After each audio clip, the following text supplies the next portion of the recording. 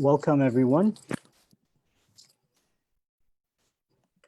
And thank you for joining us for this timely conversation. My name is Rashad, and I'm the Executive Director of the Arab American Civic Council, a grassroots community organization based in Orange County, California, that strives to empower and uplift Arab American voices in Arab American communities through civic engagement, leadership development, advocacy, and voter mobilization. We are gathering here today on the second anniversary of the Supreme Court's decision to uphold the racist Muslim ban. It's also World Refugee Week, a time to celebrate our refugee families and recognize their resilience and bravery.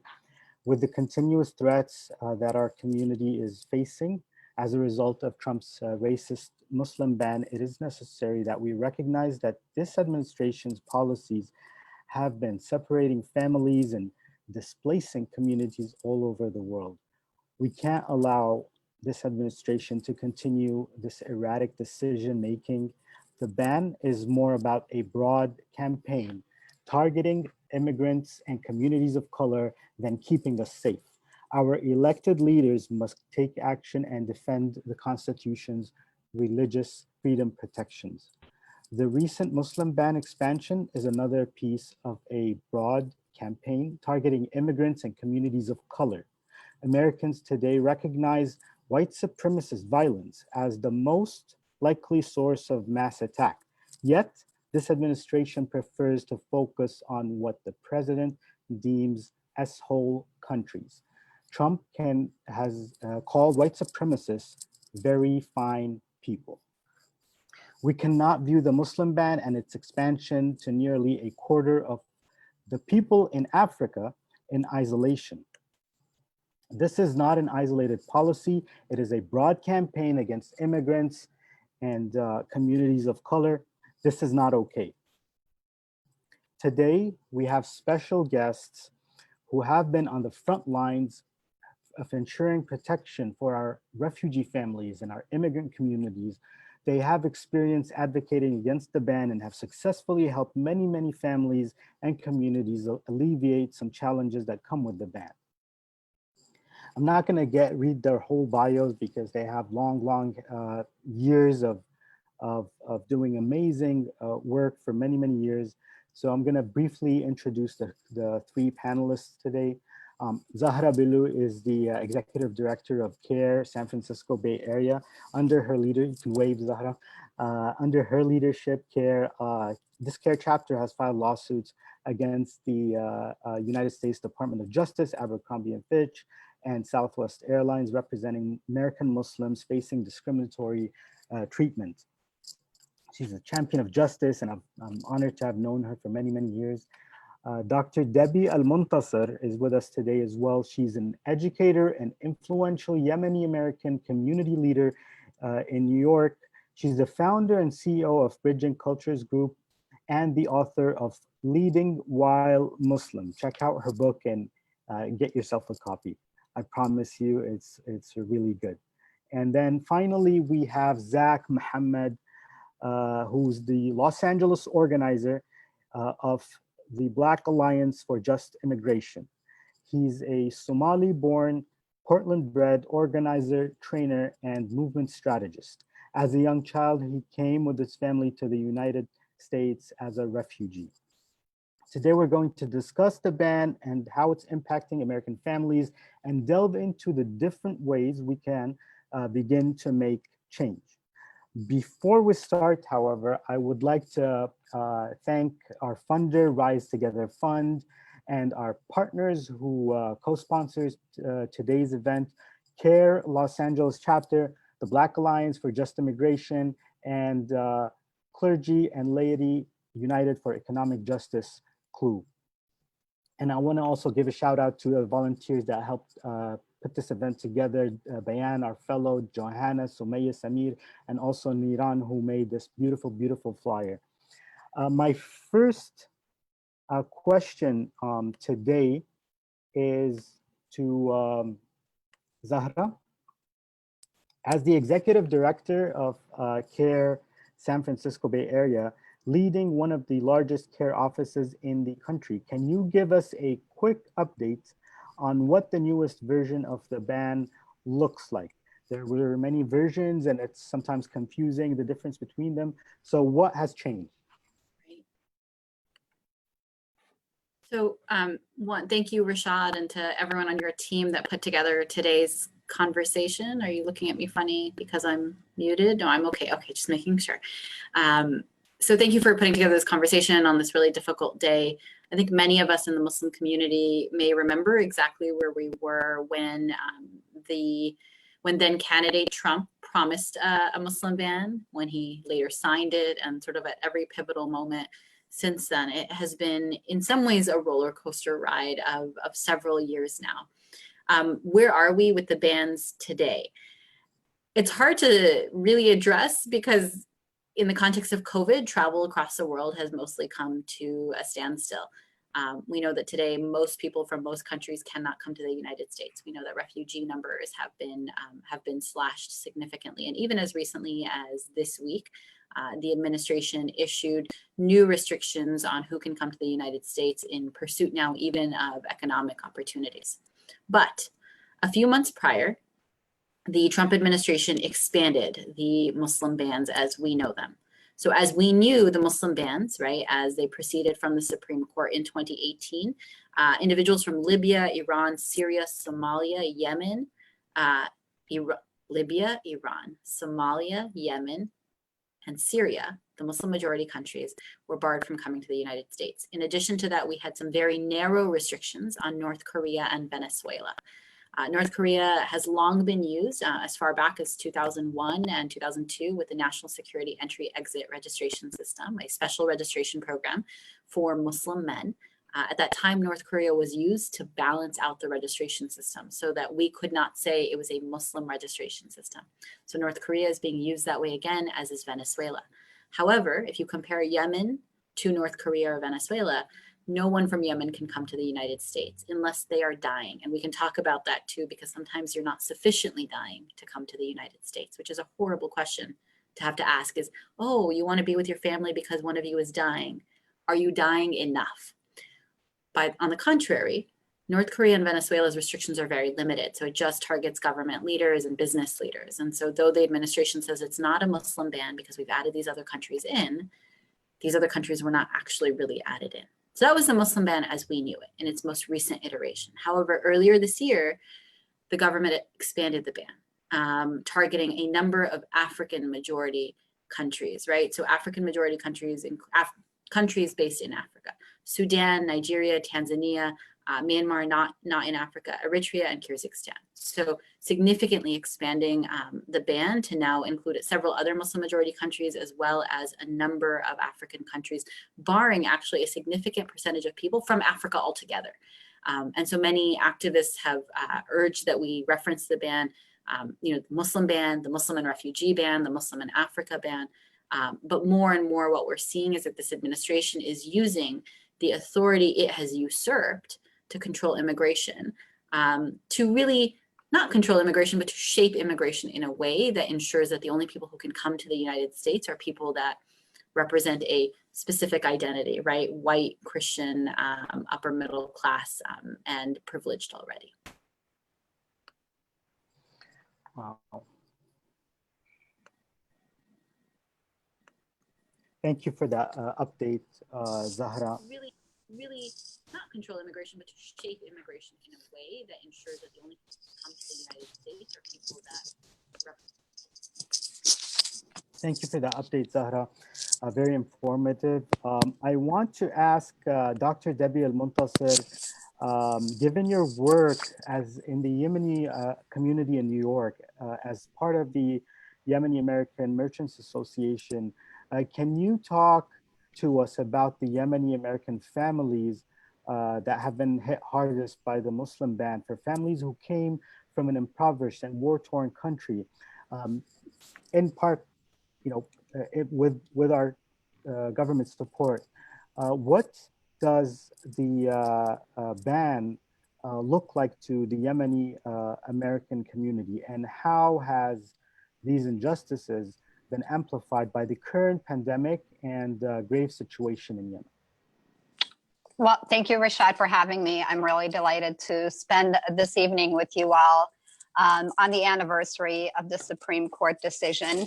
As one of the co-founders of the Yemeni American Merchants Association, which actually was birthed out of the Yemeni bodega strike, if you remember watching that, where we had 1,000 Yemeni store owners shut down their stores, and we had a huge rally of almost 6,000 people that came out in protest of the Muslim ban. And at that very moment, what the community experienced was a threat to their livelihood, a threat to their citizenship, and a threat to what it means to be able to live in a democracy.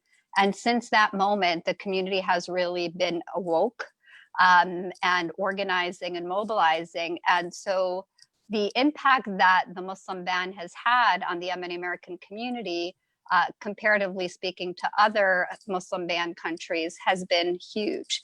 And some of those reasons you've highlighted, you know, the war that's continued since 2015, the fact that right now Yemen is the worst humanitarian crisis on the face of the earth, and you know, a multitude of other reasons that, you know, it's been very difficult for families to be able to live in Yemen.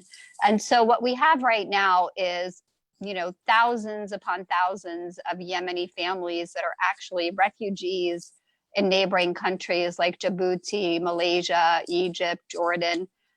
These are actually family members of Yemeni Americans who petitioned for their family members to come to the United States and have been in administrative processing for you know, various reasons that the government, you know, has not been able to, you know, really explain to us why these individuals are in that position.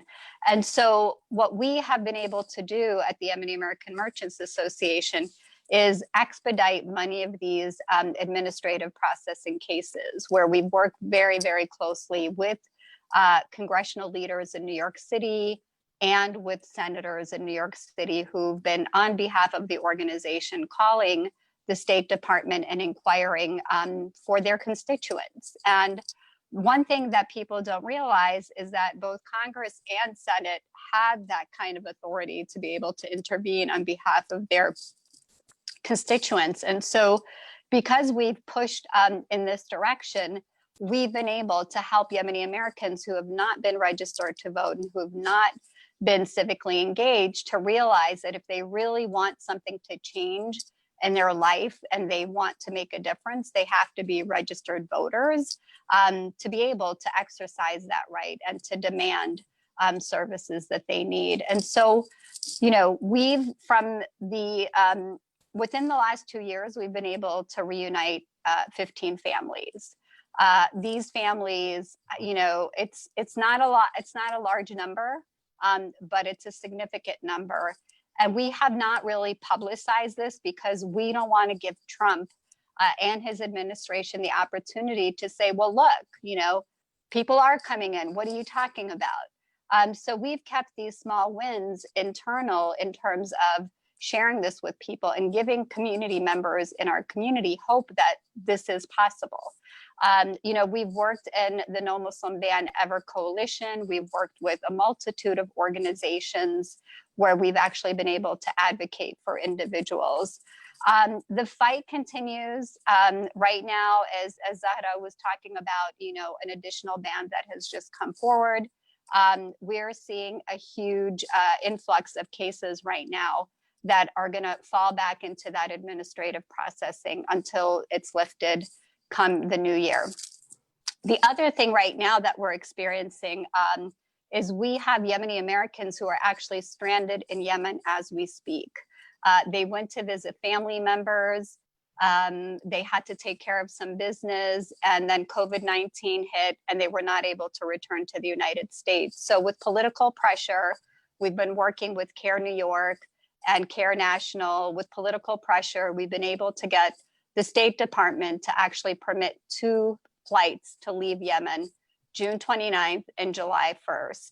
The number of people so far that we are aware of is 2,000 people that are dying to come back home to the United States. And it's a shame that our country is doing this, right? Doing this to Yemeni Americans and people who are green card holders and not permitting them to come back.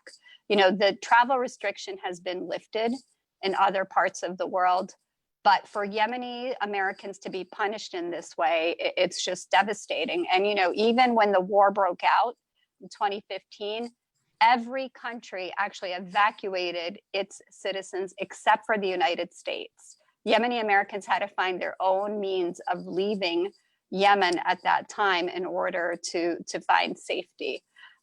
So the issue is really big and it's devastating. There's a lot of trauma in our community.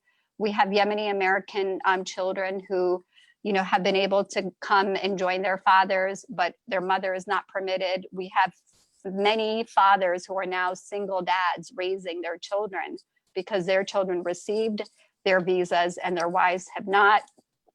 And, you know, as Zahra was saying earlier, you know, we have cases where you literally have to be dying to be able to come and be with your child.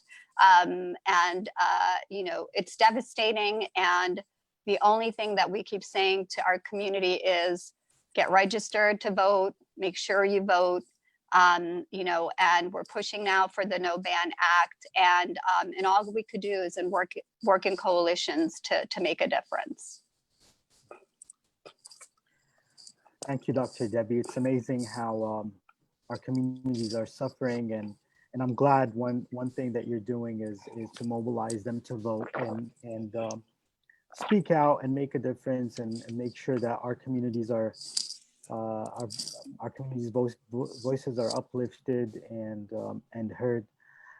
Zach, I want to ask you to talk to us about the impact of this ban that the Somali community faced, and talk to us also about your experience as a refugee. Yeah. Hello, everyone. Thank you for having me. And as you all, as Zahra kind of laid out of how this really affects Black people, African people, and how my organization, the Black Alliance for Just Immigration, have really been calling it Africa ban and a Muslim ban. We want to make sure that this ban is really affecting a lot of people. And then as we are in a time of unrest and heaviness, especially in the country that we are in or the land we are occupying, Blackness is seen as dangerous, victimized. It is also seen as a lot of things that it's not. And definitely Blackness is talked about in a way that doesn't represent what the community wants to say. And a lot of times, our communities are not the ones that are sharing its own narratives or pushing out its own narratives and the ways that we see our communities attacked. And I see this going with how Africans, especially those, the 6 countries that are affected with this ban. Is it 4.0? I think it's 4.0 by now. The country ban 4.0 of how it affects not only my country, Somalia, but also how it affects Eritrea, Libya, Nigeria, Sudan, and Tanzania. And one of the things to really note is roughly 1/4 of all Africans are affected by this ban, and the many millions of people who are trying to flee the violence that is incited by not only US imperialism, but also Western colonization and imperialism.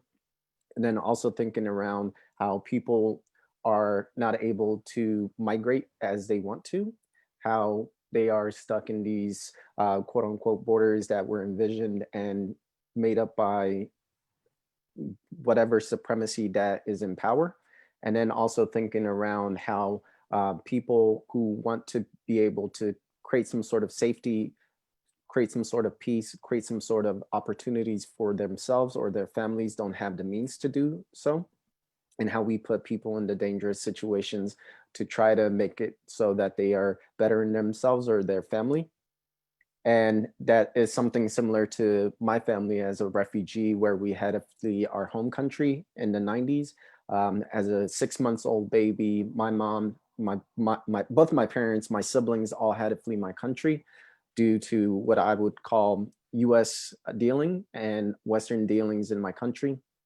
To this day, it's still a country that doesn't have the central government that it needs to sustain itself. We've seen a lot of different things happen. We've seen a lot of co-opting of our government.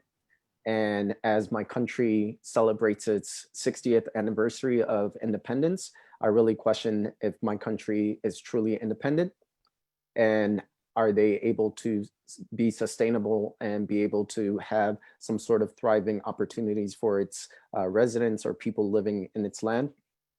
And then how the US sees my country as something that is dangerous, of how Al-Shabaab, a militia group that is based in Somalia, is always seen as something that is dangerous when the US was the one who created Al-Shabaab in my country.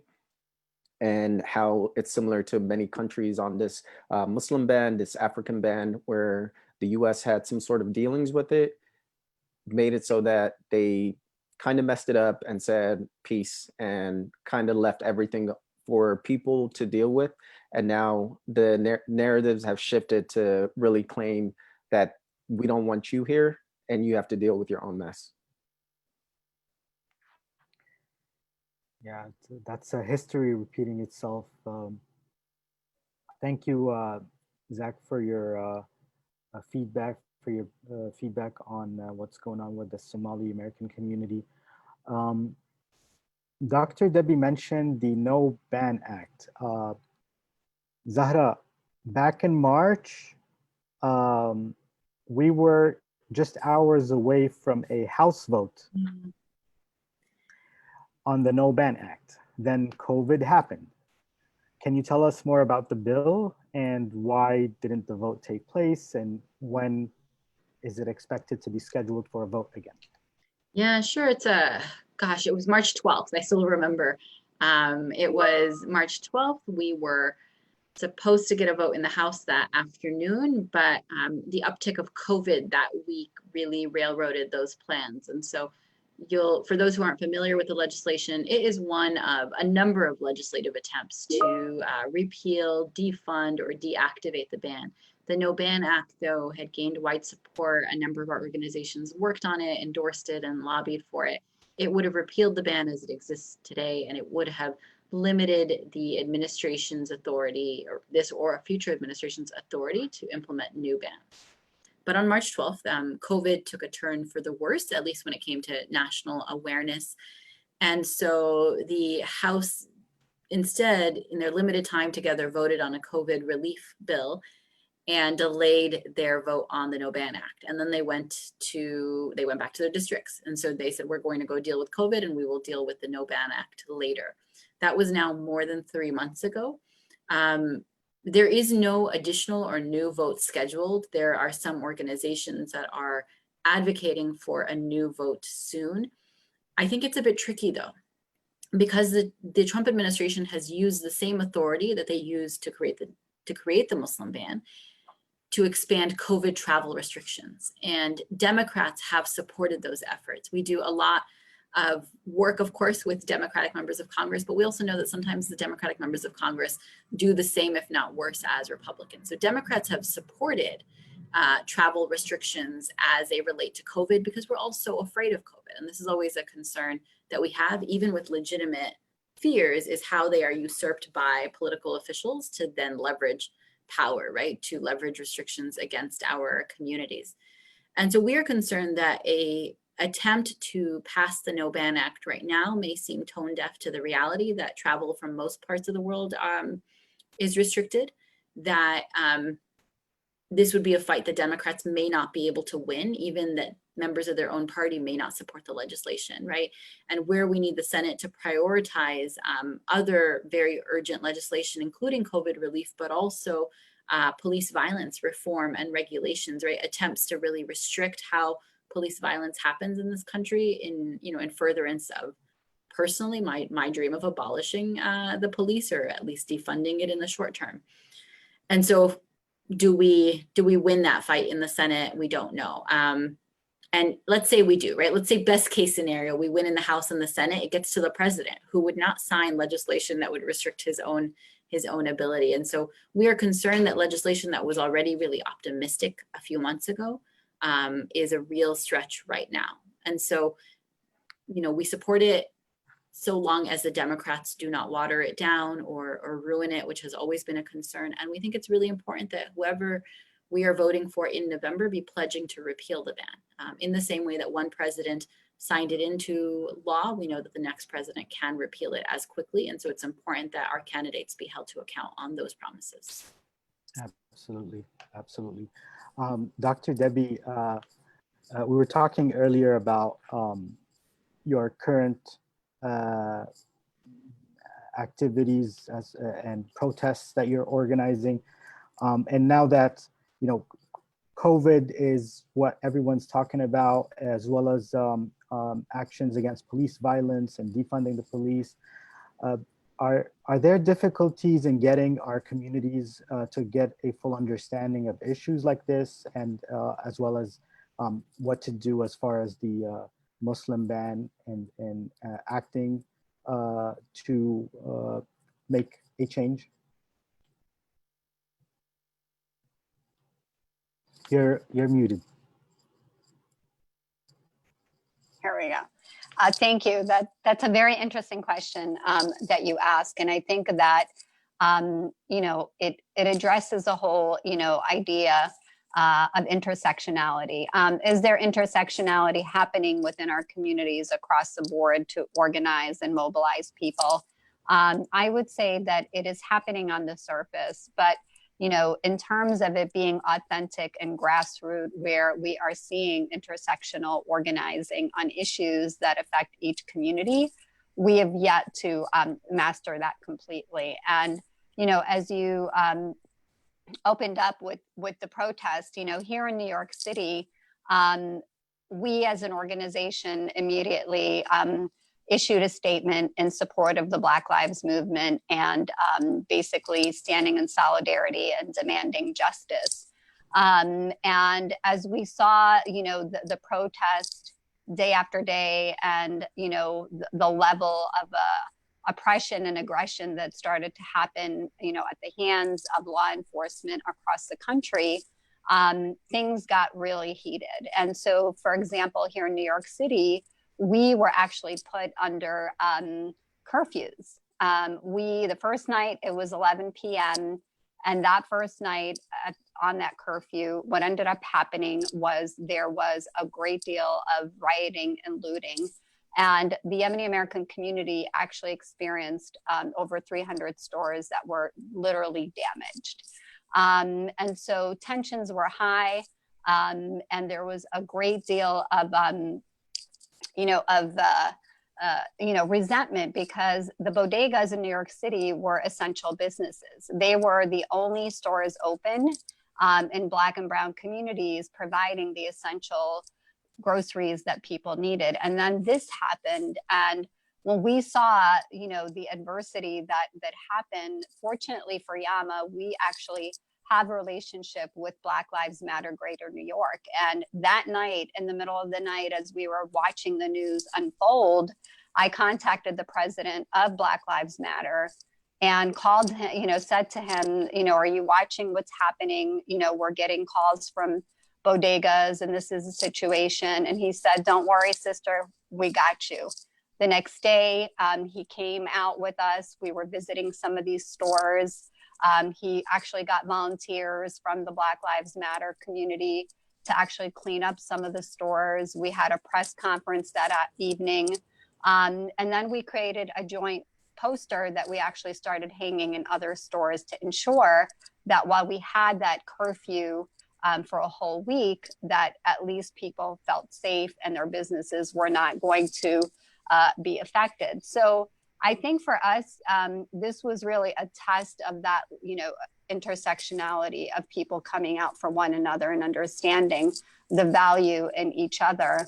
And it has really taught the Yemeni American community in New York City of how we have to center the voices of the Black community and how we have to really amplify it in every way and, you know, any way possible because of the oppression. And we slowly but surely are getting people to understand that the only way that we are going to benefit, purely benefit from our civil rights, is by acknowledging that those civil rights were, fought for and people died for them within the Black community.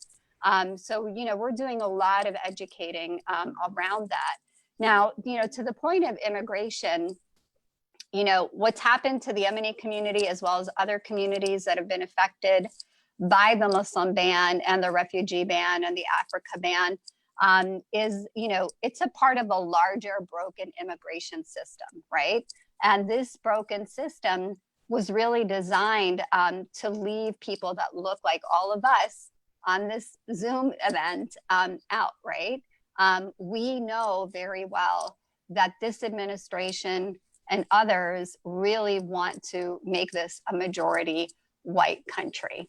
And we know that right now, white supremacy, is something that is fueling this. And so when we look at what's happening, right now, across the world, the fact that we have families that are divided, whether they're on this, separated, whether they're on the border of the southern border of the United States or the border of Djibouti as Yemeni families, it's still the same issue. It's communities of color. It's immigrants that are being affected by these policies. And I think when we start to connect the dot and help our allies understand that this is truly, systemic racism at its best, trying to divide and conquer and oppress people that look like us. Absolutely. Since we were talking about intersectional activism, intersectional organizing, I would like to ask Zach, how do you feel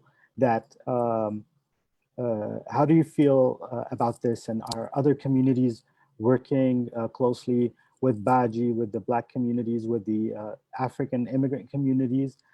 In one of the interviews, you referred to the ban as an African ban that needs to be addressed as such. Tell us more about how the ban impacts African and Black communities, both here and abroad. Yeah, so the Black Alliance for Just Immigration is an interesting organization where we are at the intersections of doing not only racial justice organizing, but migrant justice organizing. And one of the things that we really try to push for is immigration is a Black issue, of making sure that we are centering not only Blackness within the immigration, but everyone, but the most marginalized people within immigration. Some of the data that we do have within just like the criminalization that Black people face, we are definitely criminalized and deported at higher rates versus other migrants. And one of the things that Baji really tries to do is making it so that we are building cross-cultural alliance and how we are supporting other movements, because united, we are stronger, divided, we are conquered, similar to what Dr. Debbie was talking about. And one of the ways that we try to make sure that we are building a movement that is united is making sure that we are able to learn and grow with people, and making sure we have the necessary resources and tools that we can give to other folks, and making sure that when folks are building their allyship or wanting to stand in solidarity, that they have the necessary conversations in their communities. Right now, as I talked about with the heaviness and the burden of just police brutality in the US, of how people are talking about anti-Blackness within their own communities. I really hope that folks are able to have that conversation in those communities, especially non-Black people of color. And what does it mean for standing in solidarity with Black people, not only in this country, but how we can build solidarity with all people marginalized and oppressed as well too. And when we think about the Muslim ban, of how it's a form of not only for surveillance, criminalization, and putting people in these dangerous boxes, we have to think about that's the same system that is sending drones into our countries, killing babies, shooting hospitals, killing unarmed civilians. That's the same system that is making it so that we are called a terrorist. That is the same system that is making it so that we are not able to travel freely as we want to. Because when we think about the same system that fuels Muslim ban is the same system that is making it so that people in our home countries or Muslims all throughout in the world, the globe, are villainized. And we at the Black Alliance for Just Immigration envision a world where borders are meaningless, where people are not criminalized, where people are free from violence and from the white supremacy that is thriving and prevalent today. And we know that world is possible, especially as many people are realizing their powers right now, of what their power means as not only people who can do what they need to do within their voting rights and their voting privileges, but also how they can take matters into their hands, of how we've seen protests, of how we've seen people be vocal, of how we've seen people stand up for not only the anti-Blackness that's going on, but we've seen solidarity within folks within the Muslim community as well too, of how my struggle is your struggle and your struggle is my struggle. And I really think of, what is his name? Martin Niemoyer. I'm sorry if I'm saying his name wrong. When they came for me, I really think of his poem of when they come for this person, I didn't stand up. When they come for that person, I didn't stand up. But when all they had to come for was me, no one else stood up for me. And I think of how people are silent at this moment, and we can't be silent. We have to be able to use our voices. Everyone has some sort of power, whether it's someone who may be undocumented, someone who may be a visa holder, someone who may be a citizen, someone who may not had the opportunity to exercise their rights before. Anything can change in the future, and we want to build a world that we all are thriving and surviving in. Thank you, Zach. We really appreciate you and the work that Baji is leading. Zahra, I want to get back to you, and I want to ask you about the recent Supreme Court DACA decision and the difference between this decision and the decision they made on the Muslim ban. In this case, the Supreme Court agreed that the president may rescind DACA, but they disagreed on the procedure the administration followed as well as the hardship involving DACA recipients if the program were to be terminated. Doesn't this argument, a decision on DACA, also apply on the Muslim ban? And what's the difference? And how is it not about public sentiment towards Muslims? Yeah, gosh, Rashad, I think one of the hardest things for me as a lawyer to admit, even now 10 years into my career, is the courts aren't always the solution. So yes, the Supreme Court, by the way, said that the president could not terminate DACA, but they did not say he could never terminate DACA. They said he couldn't terminate it in this way, leaving the door open for him to try in a different way. And then just a few days later, by the way, they did permit him to severely restrict the asylum process. And I don't say that to dampen the win of DACA, but rather to just say, like, the courts aren't how we find liberation. In the DACA decision, we get a 5-4 decision. In the asylum cases, we actually get a 7-2 decision. That means that even the liberal judges sided with the Trump administration. So by comparison, in the Hawaii v. Trump case, right, which is the Muslim ban case that makes it all the way to the Supreme Court, by comparison, and in some ways very similarly, the Supreme Court doesn't say he can do this. They're saying that it looks like he will succeed on the merits. They're not saying the Muslim ban is legitimate. They're saying what we know thus far makes us think that, you know, the lower courts will determine it to be legitimate if it goes to, you know, sort of a full-fledged trial. Never mind that the majority of the lower courts prior to the Supreme Court had said, this is not appropriate, this is not correct, the president cannot do this. And so the Supreme Court says, no, we think that they will agree that he can, but thus far they haven't. The Supreme Court really, I think, if I were to, and it's, it's been a few years and I try really hard not to reread that decision just for fun. It's not pleasant bedtime reading as we look for. But the Supreme Court says, one, that the president is acting within his authority. Two, the Trump administration argues that the bigoted statements about Islam and Muslims should not be considered. What simply should be considered is, what's in the proclamation. And by the way, what's in the proclamation is informed by a multi-agency worldwide review of security protocols. They never produce the data or the analysis or anything to actually back that up, but that is what they consistently lean on. I remember sitting in the hearing that day with Dr. Debbie, actually, and as I'm hearing the government's attorney make this argument, I'm wondering, how do we even know that he's telling the truth, right?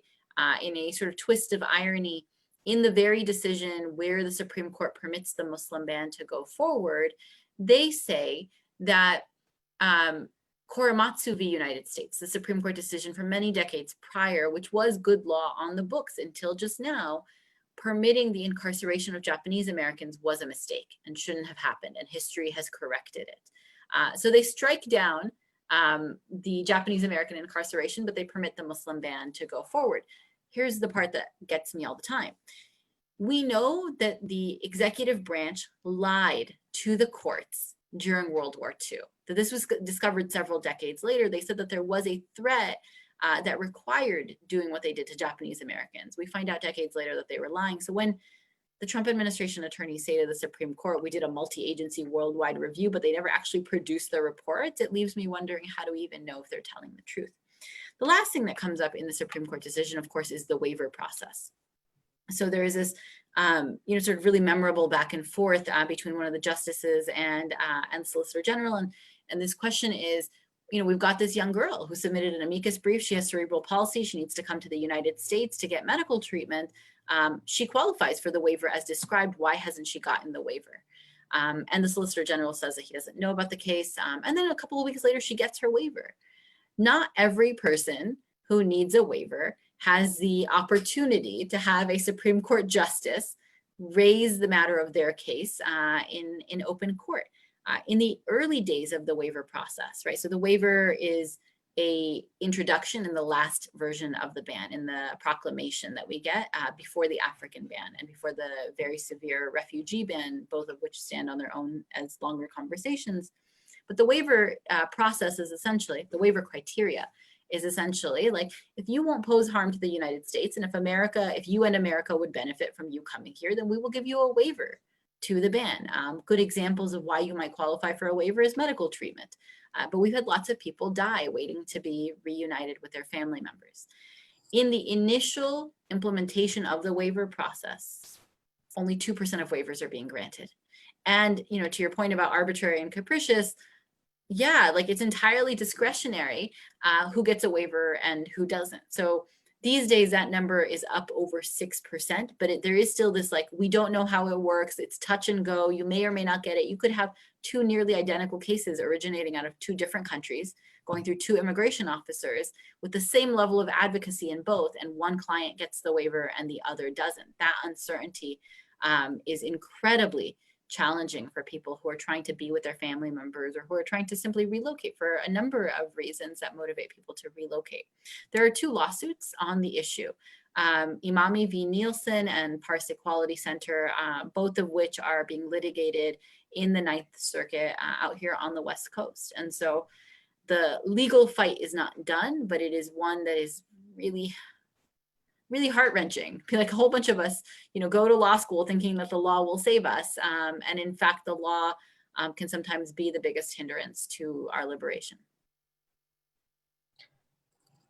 Thank you for that answer, Zahra. And I do want to talk about, since you mentioned that courts aren't necessarily the answer, I do want to talk about next steps and what is it that we can do. But before that, I'm going to take questions that were submitted from listeners, from the community. We have a question from Lisa. Lisa's asking, how can folks who are not Muslim be allies and support the work that you are doing? And it's addressed to all of you guys, to anyone who would like to answer that. I can go. It's kind of similar to what I was trying to say with Martin Nimoy. You don't have to fit an identity to stand in solidarity to someone. Injustice is injustice, and to speak about injustice, you don't have to fit the identities. For like myself, I don't identify as a cis woman. I identify as a feminist, and I stand in solidarities for women's rights. And I want to be as vocal to make sure that I'm uplifting that community and being able to hear and listen for that community. And I don't want to be a spokesperson for that community or co-opting their message.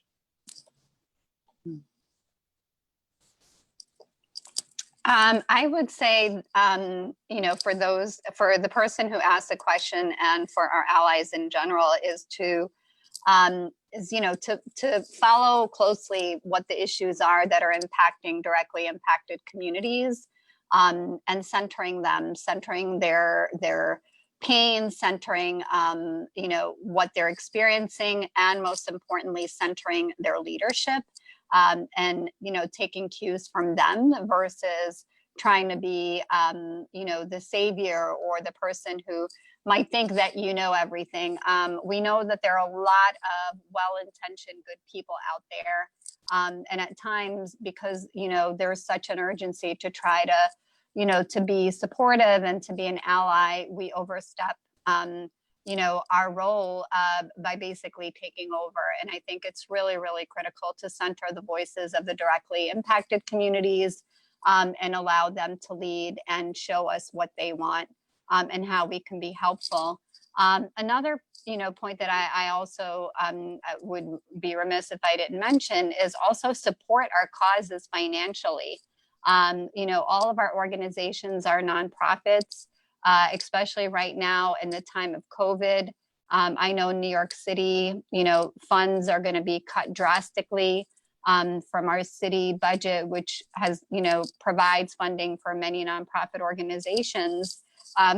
If you are able to make donations to any of our nonprofits or nonprofits in your area, wherever you live, that are doing immigration work and supporting these causes that you're learning about, that would also be helpful.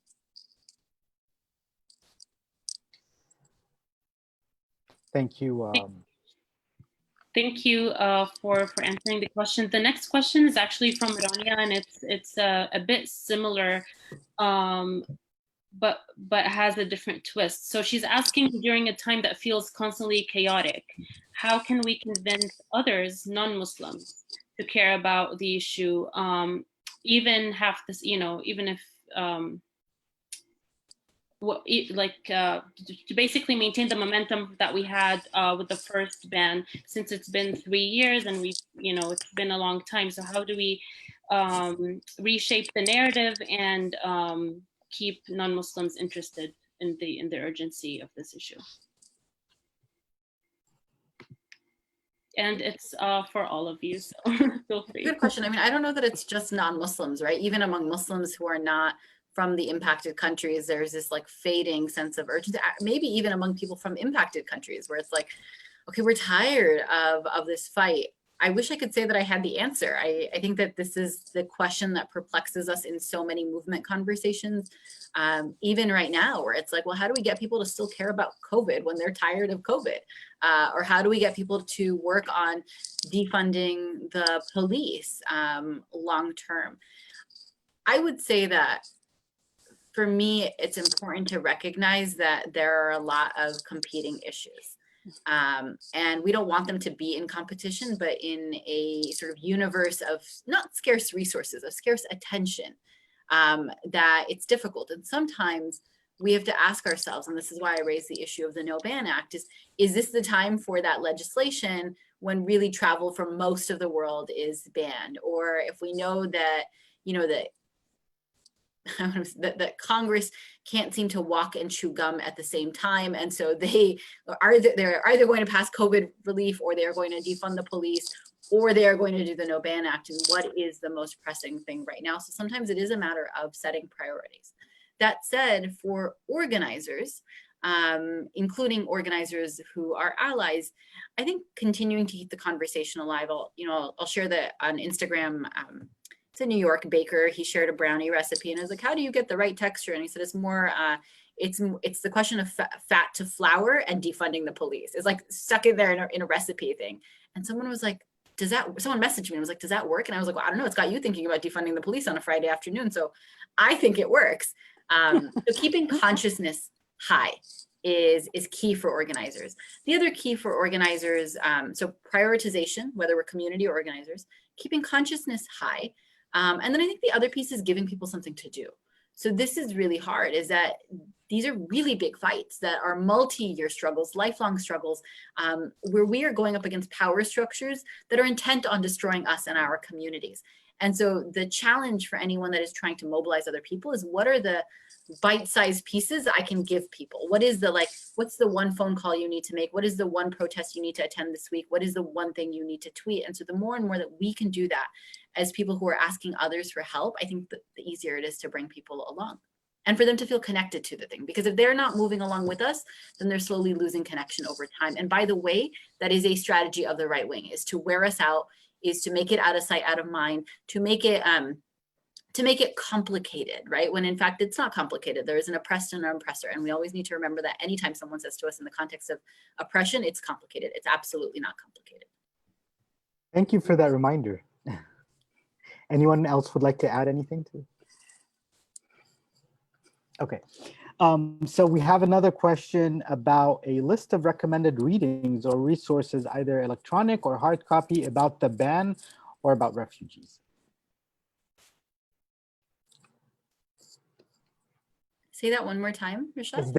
Is there a list of recommended readings or resources, either electronic or hard copy, about the ban or about refugees?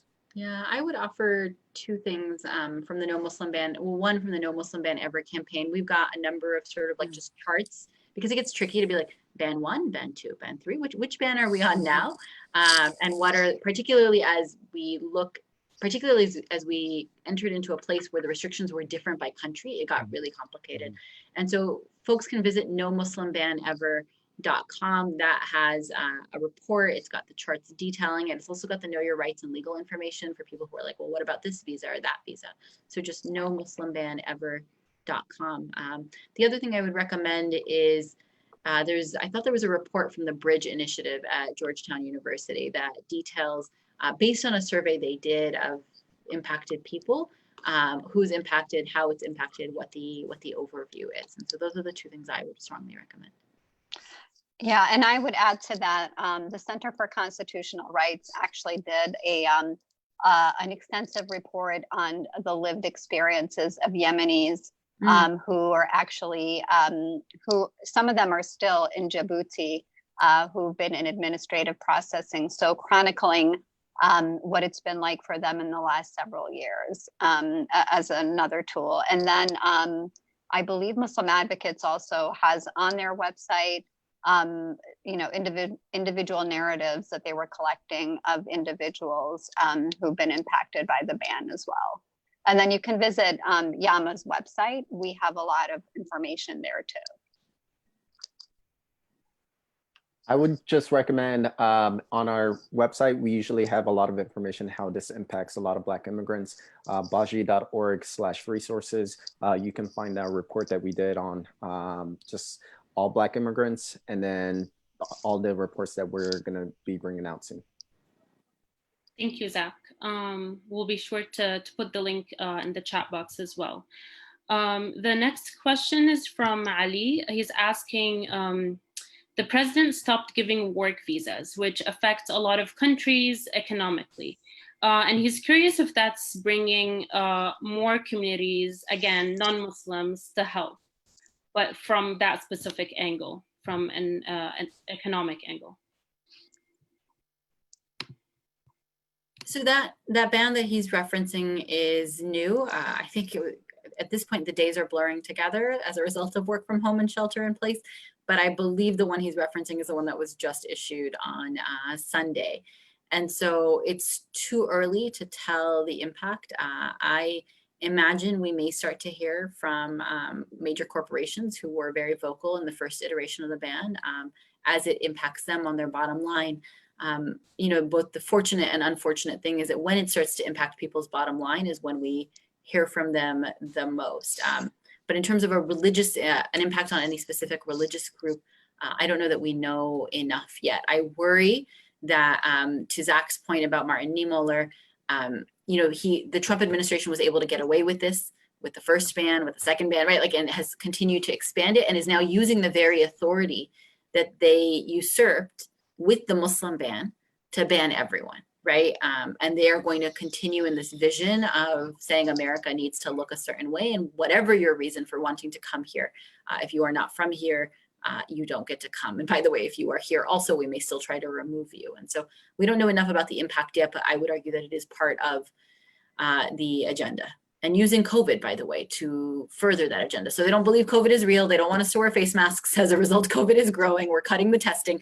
But COVID is so bad that it impacts the economy. And so we must now bar immigration, right? Is the trajectory of the way this administration goes about these things.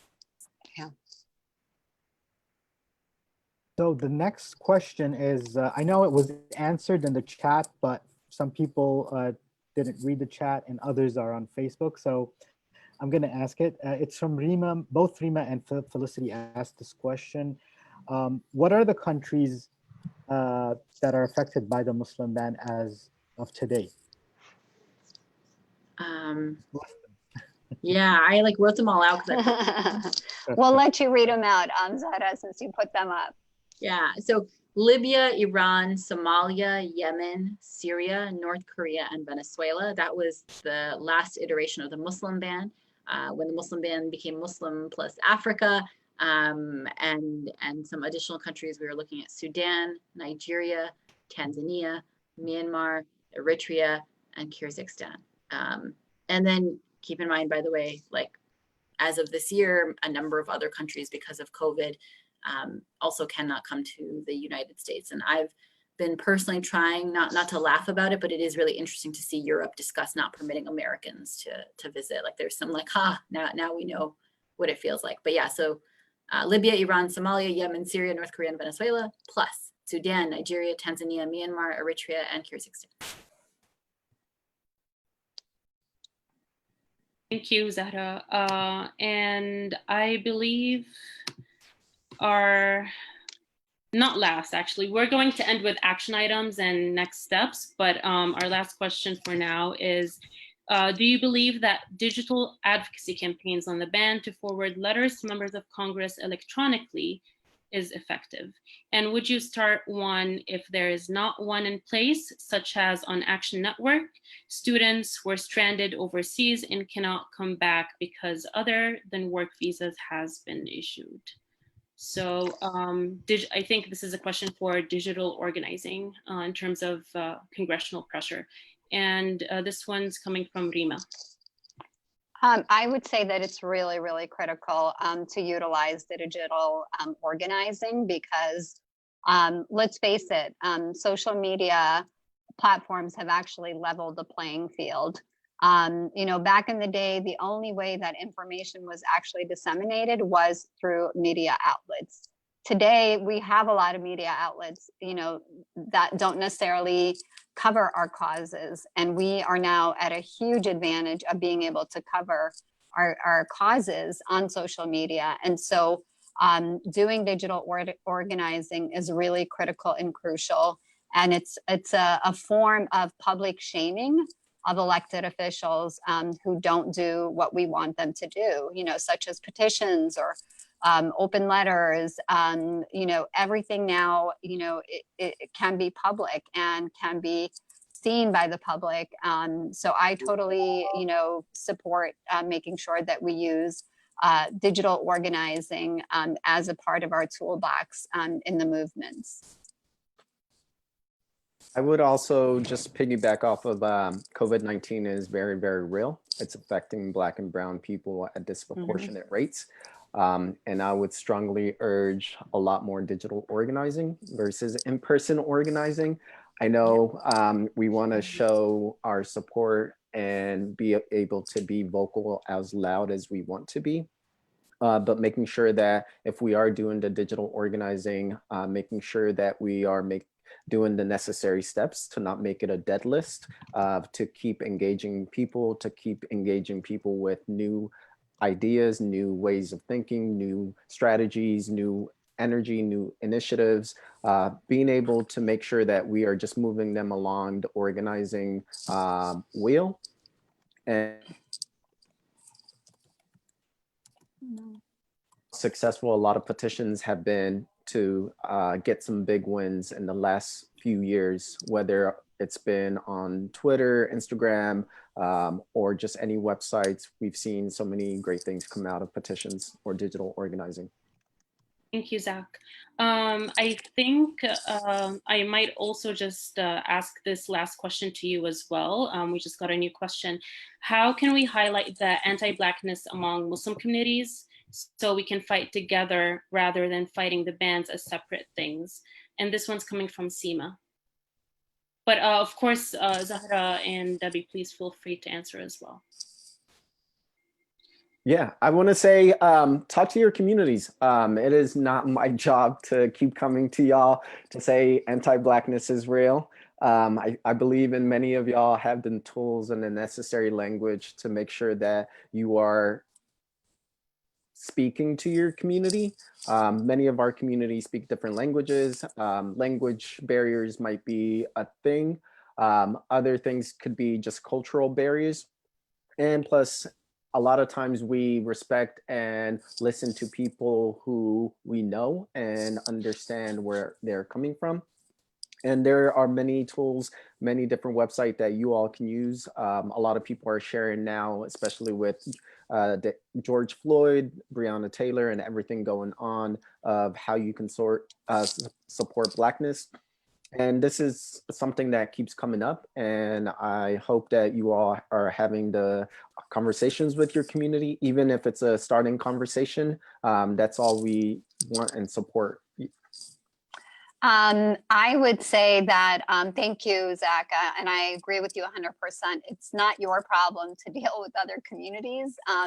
It needs to be those communities. And I can tell you, like right now for us, you know, in New York, whether we're Arab, South Asian, whatever community, you know, anti-Blackness exists. And we have to call it out, and we have to start working on it, and have those uncomfortable conversations, whether we like it or not. Because if we don't, then we are doing a huge disservice to ourselves and to our children who are growing up in this country, who deserve to, you know, have a society that is free of racism, you know, in our midst. And so, you know, in the Yemeni community, we, after the issue, you know, after the brutal murder of George Floyd and Breonna Taylor, we started to have these difficult conversations. And Yama took a bold step, and we put out our statement. We stood in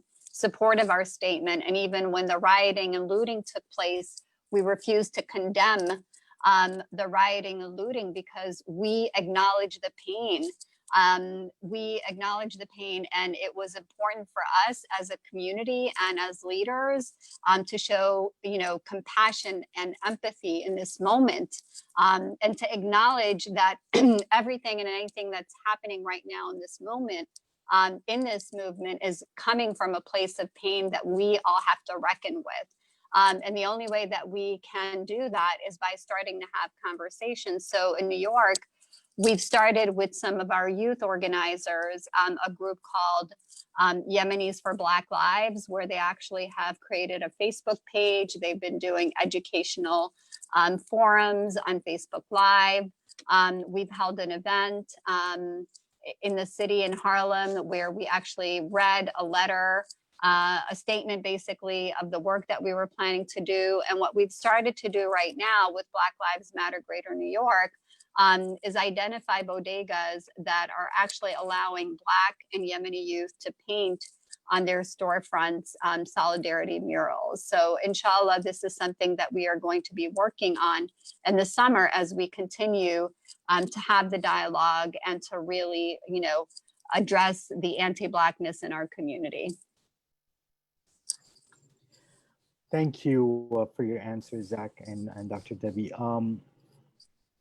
So as we continue to fight the bans in courtrooms, in Congress, on the streets, digitally, what are the next steps? What are concrete next steps that people who want to do something can do today, right now? Some of the basics: register to vote, make sure that you plan to turn out in the November election, not just yourself, but also your family and community.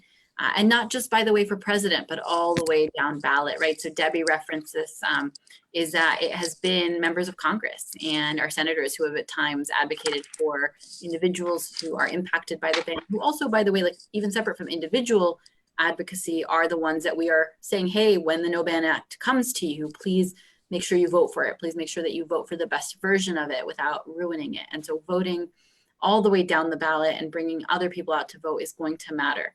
Reaching out to people who you think might be impacted but don't know where to turn, to point them to resources, organizations, and attorneys to help them is so, so key.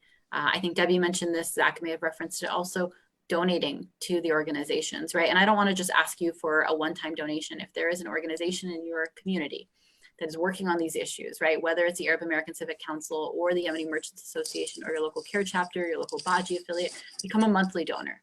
Right? So if you really care about these issues, we need you to budget for them. I often point to whenever there is a crisis in our community, we don't have time to fundraise, and the monthly donations are how we can ensure that our frontline activists, lawyers, organizers can get straight to work without having to be like, how are we going to pay salaries next month? No, we know salaries are handled by monthly donations. And so don't just talk about it, be about it, put your money where your mouth is, support the Arab American Civic Council and other organizations that are doing this work with a monthly donation. And then I think the last thing I'll say is to follow and Debbie and Zach talked about this also, is to follow the organizations that are closest to the pain, follow the people that are closest to the pain. It is not the job of Yemeni Americans, of Black Americans, of others to explain their pain, but it's also, by the way, not their job to have to tell you to back off and not try to lead their movements. What we need you to do is say, hey, what are the impacted people doing? What do they need from us? And how do I follow in a way that supports and uplifts their leadership? And so vote, engage, give money, and turn out when people ask you to turn out. In addition to everything that Zahra just mentioned, I also want to urge people to remember that the census is still going. It's going to end in October, and it's really, really critical that we make sure all of our communities are counted. We know that the census not only determines the funding for quality of life issues, that we care about, from healthcare, education, everything that makes our communities run is based on the count of individuals to be able to do that. In addition, congressional seats are determined by the number of people in districts. And we've seen in New York where actually a congressional district was eliminated because of census. So it's really, really critical that we make sure that we make the census a priority and make sure that all of our communities are counted. So I'll end there. The only thing that I will add, being able to understand what is going on in your local areas. A lot of people are having a conversation around defund police and divesting and investing in communities. I myself and my organization is a very abolitionist organization, and we highly believe that body cameras, community policings, more trainings, review or oversight boards, and the ideas around prosecuting killer cops add to more policing. We want to live in a world where we are investing in care and in prioritizing community and their wellness. And we all know that it's possible, especially with the big wins that Minneapolis has had recently with Oakland School District. Many school districts are making sure that their young ones aren't seeing cops that are armed in their schools or roaming through their halls. I don't want to see, I think of my nephew who's 6-7 years old right now and going into first grade.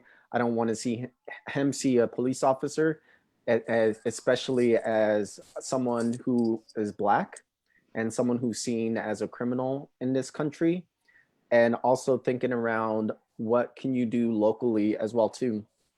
For example, Baji was started in 2006 with a small group of people who met and talked about an issue that no one else was talking about.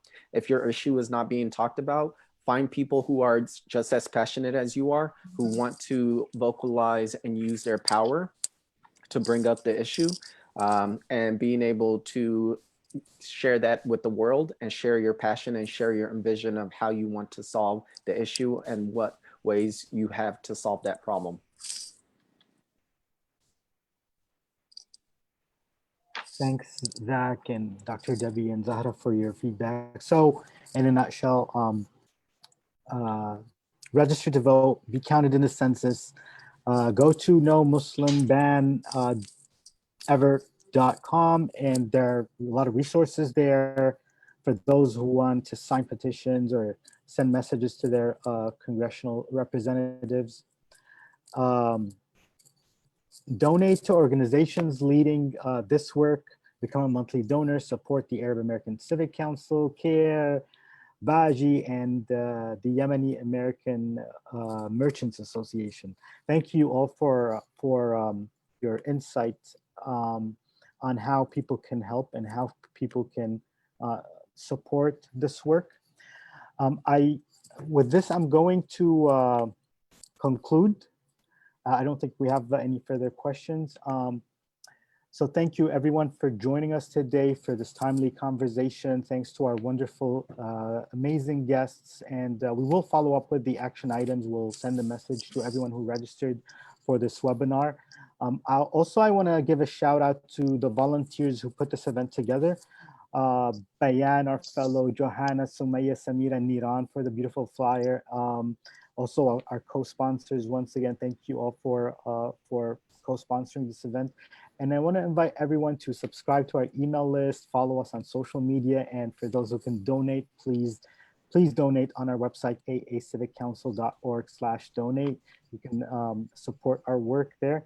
And let's continue this conversation with each other, with our friends, with our allies, and with our elected officials and decision makers so that we can collectively put an end to this racist ban.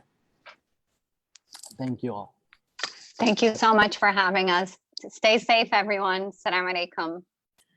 Thank you, everyone. Bye.